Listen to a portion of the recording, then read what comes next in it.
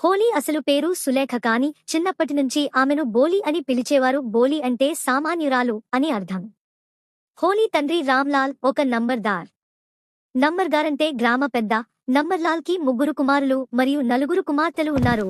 వారిలో బోలి చిన్నది. బోలి తప్ప మిగతా పిల్లలందరూ ఆరోగ్యంగా ఉన్నారు.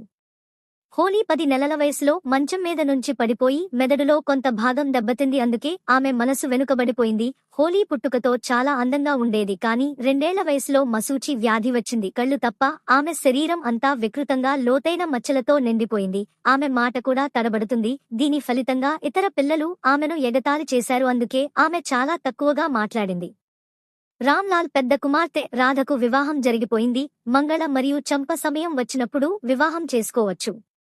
బోలి అందంగా లేదు, తెలివైనది కాదు. అందుకే బోలి వివాహం గురించి రామ్లాల్ కి ఆందోళనగా ఉండేది. హోలీ గ్రామంలో ప్రాథమిక పాఠశాల ప్రారంభోత్సవము చేయడానికి వచ్చిన తహసీల్దారు గ్రామ పెద్దైన రామ్లాల్ ను తన కుమార్తెలను పాఠశాలలకు పంపి గ్రామానికి ఆదర్శంగా ఉండాలని కోరాడు.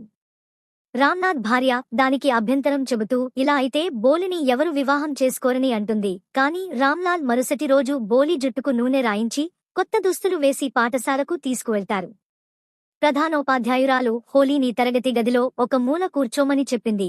గోలికి పాఠశాల అంటే ఏమిటో తెలియక చాలా భయపడింది. కాని తన వయసులో చాలా మంది అమ్మాయిలు ఉన్నారని, ఆమెకి వారు స్నేహితులు అవుతారు అని సంతోషించింది. లేడీ టీచర్ తరగతులు చెబుతున్న పాటలు ధూళికి మొదట్లో ఏమీ అర్థం కాలేదు. ఆమె గోడపై ఉన్న చిత్రాలను చూసి ముగ్గురాలైతుంది. అవి మేక, చిలుక, ఆవు అన్ని బోలికి పరిచయం ఉన్నట్లే ఉన్నాయి. తన పేరు అడిగారు. కానీ హోలీ నత్తితో మాట్లాడలేక ఇతర పిల్లలు నవ్వుతారని తలదించుకుని ఏడుస్తూ ఉంటుంది. టీచర్ బోలీ నీ పేరుతో పిలిచింది. ఆమె చాలా మృదువుగా మాట్లాడింది. ఇంతకుముందు ఎవరూ బోలీతో అలా మాట్లాడలేదు. బోలీ హృదయం చలించిపోయింది. ఆమె బోలీని ప్రోత్సహించింది, ప్రేమతో తట్టింది. హోలీ తడబడుతుంటే టీచర్ కోపం తెచ్చుకోలేదు, నవ్వలేదు. బోలీని తన హృదయంలో ఉన్న భయాన్ని తొలగించమని అడిగింది. ఒక రోజుకి సరిగ్గా మాట్లాడగలదని కూడా చెప్పింది. టీచర్ బోలీకి ఒక పుస్తకం ఇచ్చింది. అందులో కుక్క, పిల్లి, మేక, గుర్రం, చిలుక మొదలైన వాటి అందమైన రంగుల చిత్రాలు ఉన్నాయి. ఆమెతో 1 నెలలో నీవు చదవగలవు అని చెప్పింది. ఆమె పెద్ద పుస్తకం కూడా చదవగలవు అని చెప్తుంది. అప్పుడు ఎవరూ బోలిని చూసి నవ్వరు అని చెప్తుంది. బోలీ సంతోషంగా ఉంది. గ్రామంలోని ఆలయంలో గంటలు మోగుతున్నట్లు ఆమెకి అనిపించింది. ఆమె హృదయం కొత్త ఆశతో చిగురించింది. సంవత్సరాలు గడిచాయి. గ్రామం ఒక చిన్న పట్టణంగా మారింది. ప్రాథమిక పాఠశాల ఉన్నత పాఠశాలగా మారింది. ఇప్పుడు అక్కడ ఒక సినిమా హాల్ మరియు కాటన్ జిన్నింగ్ మిల్లు ఉన్నాయి.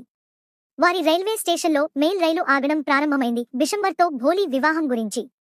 ఒక రాత్రి భోజనం తర్వాత భోలీని వివాహం చేసుకోవాలనే బిషంబర్ ప్రతిపాదన గురించి రామ్లాల్ తన భార్యను అడిగాడు. భోలీకి ధనవంతుడైన వరుడు దొరుకుతున్నాడని అతని భార్య సంతోషంగా ఉంది. బిషంబర్కు పెద్ద దుకాణం మరియు సొంత ఇల్లు ఉన్నాయి. అతనికి 45 లేదా 50 సంవత్సరాలు. అతను కూడా కుంటుతూ ఉన్నాడు. అతనికి తన మొదటి భార్య నుండి పిల్లలు కూడా ఉన్నారు. భోలీ ముఖం మీద మసూచి గుర్తులు ఉన్నాయో లేదో అతనికి తెలియదు. భోలీ తన తల్లిదండ్రులు అలా మాట్లాడుతుండటం విన్నది. నిర్ణయించిన తేదీన బిషంబర్ వరుడిలా వచ్చాడు. అతను అలంకరించబడిన గుర్రం మీద కూర్చున్నాడు. వరుడి ముందు బ్యాండ్ మేళం వాయిస్తూ ఉన్నారు. భోలీ సోదరీమణులు ఆమెను చూసి అసూయపడ్డారు. ఇంత వైభవంగా చూసి రామ్లాల్ కూడా చాలా సంతోషించాడు. తన 4వ కుమార్తె వివాహం ఇంత ఘనంగా జరుగుతుందని అతను కలలో కూడా ఊహించలేదు. నిర్ణయించిన సమయంలో బ్రాహ్మణుడు వధువును తీసుకురావాలని అడిగాడు. భోలీ ఎర్రటి పట్టు వస్త్రం ధరించి ఉన్నది. బిషంబర్ స్నేహితుల్లో ఒకరు భోలీకి దండలు వేయమని అడిగాడు. ఒక స్త్రీ భోలీ ముసుగును వెనక్కి జారవిడిచింది. బిషంబర్ ఆమె వైపు త్వరగా చూశాడు. భోలీ ముఖం మీద జఠరిక గుర్తులు చూశారా అని అతను తన స్నేహితుడిని అడిగాడు. మసూచి మరకలు ఉంటే ఏమి, నువ్వేమైనా చిన్నవాడివా ఏంది, ఏం పర్లేదు, పెళ్లి చేసుకోవచ్చు అని డిసెంబర్ స్నేహితుడు చెప్పాడు. బిషంబర్ 5,000 రూపాయల కట్నం అడిగాడు. రామ్లాల్ తన గౌరవార్థం తన తలపాగాను బిషంబర్ పాదాల వద్ద ఉంచాడు. రామ్లాల్ బిషంబర్కు 5,000 రూపాయలు కట్నంగా ఇవ్వాలి. రామ్లాల్ బిషంబర్కు 2,000 రూపాయలు ఇస్తాడు. కానీ బిషంబర్ నిరాకరించాడు. వాళ్ళు తిరిగి వెళ్లిపోతారని బెదిరించాడు. తన కూతురిని కూడా ఉంచుకోమని చెప్పాడు. రామ్లాల్ ముఖంలో నీళ్లు తిరిగాయి. చివరికి బిషంబర్ పాదాల వద్ద 5,000 రూపాయలు ఉంచాడు. బిషంబర్ ఆ వివాహపు దండ కావాలని అడిగాడు. మళ్లీ భోలీ తన ముఖం మీద ముసుగు వేసుకుంది. కానీ ఆమె బిషంబర్ వైపు సూటిగా చూసింది. ఆమె కళ్లలో కోపం, ద్వేషం లేదు, ధిక్కారం మాత్రమే ఉంది. బిషంబర్ ఆ దండను పైకి లేపి భోలీ మెడలో వేసింది.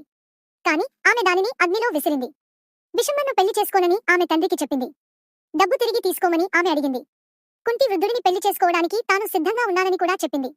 కానీ అతను దురాశపరుడు, ద్వేషి అని తేలింది. ఆమె అతన్ని పెళ్లి చేసుకోదు. భోలీ ఒక హాని చేయని మూగ ఆవు కాబట్టి ఇంత హింసాత్మకంగా ఎలా మారిందో ఇతర మహిళలు ఆశ్చర్యపోయారు. అందుకే ఆ దురాశపరుడికి ఆమెను ఇస్తున్నారని భోలీ వారికి చెప్పింది. కానీ ఆమె వెళ్ళలేదు. అందరూ తిరిగి వెళ్లడం ప్రారంభించారు. రామ్లాల్ నేలపై పాతుకుపోయాడు. అతని తల దుమఖంతో సిగ్గుతో వంగిపోయింది. భోలీ భవిష్యత్తు గురించి ఆలోచిస్తున్నాడు. పవిత్ర అగ్నిలోని జ్వాలలు నెమ్మదిగా ఆరిపోయాయి. అప్పుడు ఆమెను ఎవరూ వివాహం చేసుకోరని రామ్లాల్ భోలీతో చెప్పాడు. వారు ఆమెను ఏమి చేస్తారు? చింతించవద్దని భోలీ తన తండ్రితో చెప్పింది. వృద్ధాప్యంలో వారికి సేవ చేస్తానని ఆమె అతనికి చెప్పింది. ఆమె అదే పాఠశాలలో బోధిస్తుంది. ఆమె టీచర్ మొత్తం నాటకాన్ని చూసింది. ఒక గొప్ప కళాకారుడు తను చేసిన కళా సృష్టి ఎలా ఉండాలనుకుంటాడో తాను తయారు చేసిన భోలీ కూడా అలానే ఉంది అని సంతృప్తిగా చూసింది.